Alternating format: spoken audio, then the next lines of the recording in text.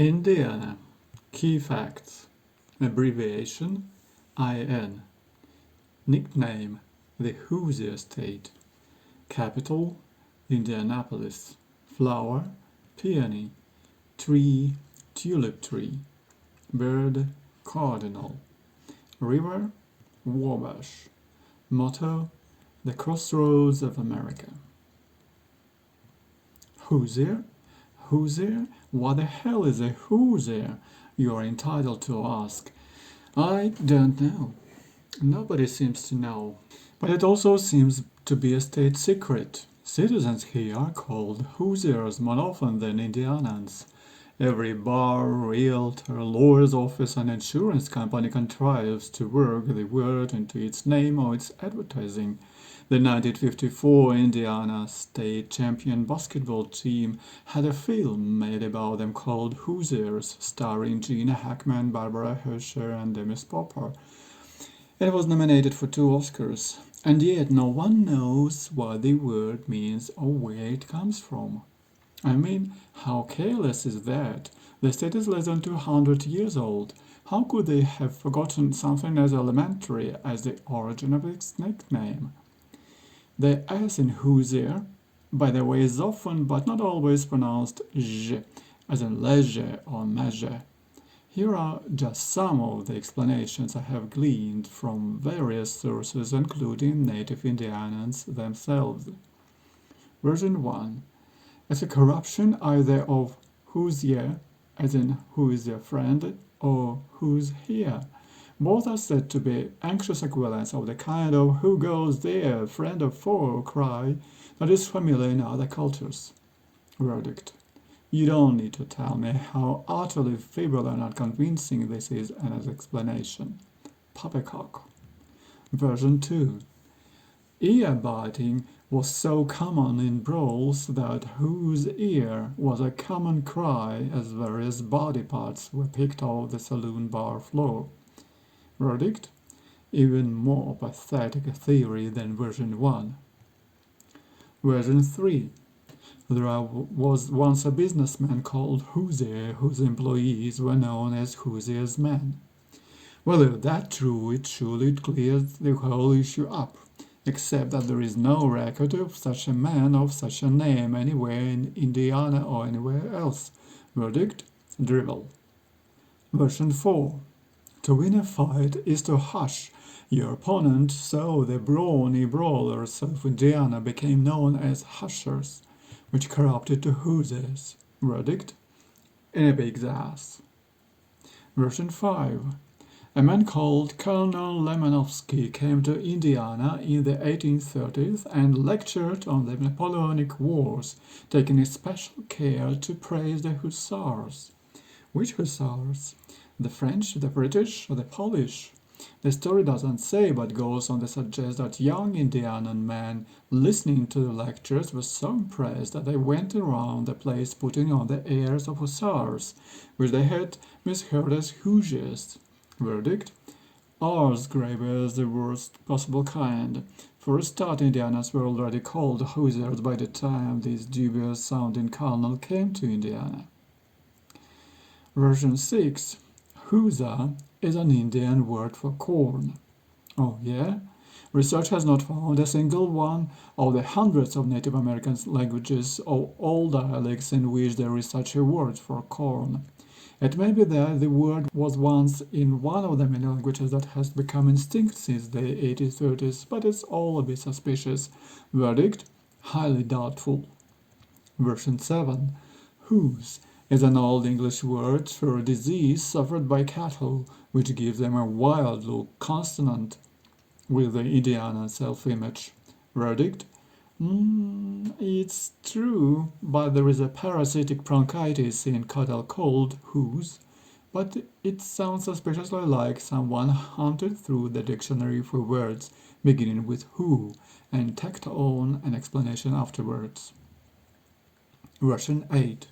A who is an ancient English word for a rise in the land, in a promontory or cliff, as in Sudden Hoo, Luton Hoo. Maybe the word is from Hoosier, a place of rising land, so Hoosiers are basically hillbillies.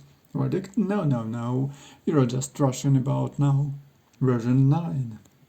A Cumbrian word Hoosier has been noted meaning something uncommonly large. Same derivation is huge, I suppose. Verdict: feeble. What's so huge about Indiana or the people of it? I'm getting bored with this now. Version 10. It derives from an Hindustani word Hoosier, a term of address to anyone of rank or superiority. Verdict: pure body wash from start to finish. Hindustani's influences Indiana in the 1830s, about as likely as the Bulgarian word for lawnmower deriving from the Welsh for fondle. Get a grip. Version 11. From husker, as in corn husker. Verdict: yes, all very well, but they are pronounced so differently. Words don't take that kind of pronunciation journey in so short a time. Nebraska is called the Cornhusker State after all, not the Corn Hoosier State. So, there you have it, a complete mystery. Elkhart. Indiana's biggest city is the capital, Indianapolis. The second largest, Gary, like much of the northern part of Indiana, is overshadowed by the vastness of the Chicago metropolitan area. My destination is a smaller town still, which lies just about halfway between Detroit, Michigan, and Chicago, Illinois. Elkhart's greatest distinction is that it is the RV capital of the world. RV stands for recreational vehicle, in other words, the mobile homes, MH, that Americans are besotted with, expensively fitted with jacuzzis, microwaves, and satellite TV. More than caravans, these customized behemoths are the ultimate expression of America's love affair with the road trip. Film stars use them as dressing room and places in which to hang out off set, where they are known as trailers or Winnebaggers, but for America that is hooked on the RV lifestyle, there are motorhomes and campers. All around the Elkhart area there are RV companies and the subsidiary industries that support them. And this being America, you can of course visit the town's unique RVMH Hall of Fame and Museum. Elkhart strikes me as being just about a perfect example of the American small town. Large enough to offer ice rinks, colleges, a performing arts center, and its own newspaper, The Truth. I wonder if they know what is same as the same Pravda. It is not so big as to be strip-mauled into bland anonymity. My appointment is with the fire chief, Mike, a striped mustachioed figure who combines natural leadership with a wry sense of humor. He lets me ride up front in his huge truck. I feel like a little boy whose Christmas have all come at once. He even lets me sound the siren. Dressed in the firefighting kit of a brown, heat-resistant suit and a helmet, I already look like 10 types of twat. But worse is to come. Mike decides I am ready to try a real exercise in the cruise training tower where a fire has been started.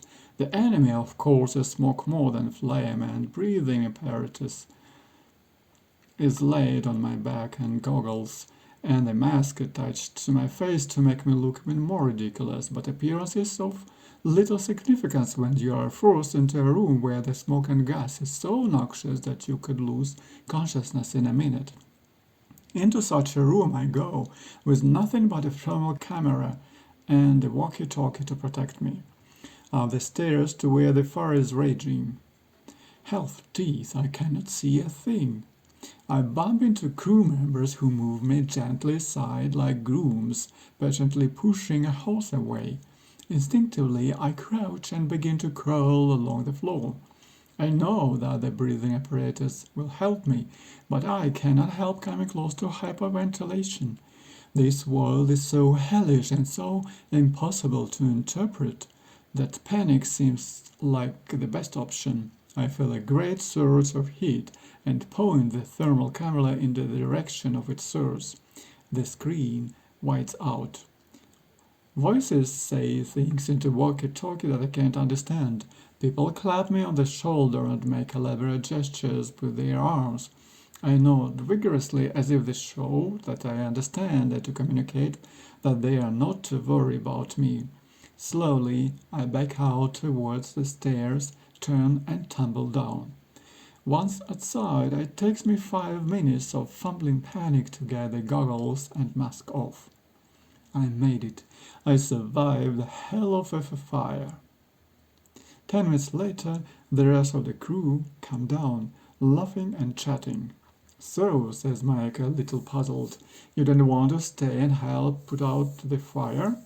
Ah, yes. The triumph of my staying in the inferno for 3 minutes without screaming or knocking over any fireman is suddenly diminished. In all the excitement, I've forgotten that I was there to help to do real firefighting. That was, after all, the point. The idea of being in that hell and working, thinking, cooperating, and communicating, incredible. At this moment, I decide that A, firemen are remarkable, and B, I will never ask to accompany them on their work again. We return to the fire station, and Mike tells me about 9/11.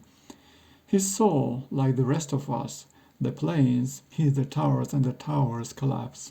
That evening, he and half his crew were in their trucks on their way to New York City. They hadn't been sent for, they just knew that they were wanted. He stayed there at ground zero for over a month. God knows what kind of horrors he witnessed. I did not feel I could press him. He points out with a merciless grin that another disaster, Hurricane Katrina, whose ravages I saw back in Louisiana, did nothing but good for Elkhart. All that rehousing created an unprecedentedly huge and urgent demand for RVs. I allow him to sit in the taxi, which is a treat begged for by many dignified and superficially cool and hard to impress Americans, before waving him goodbye.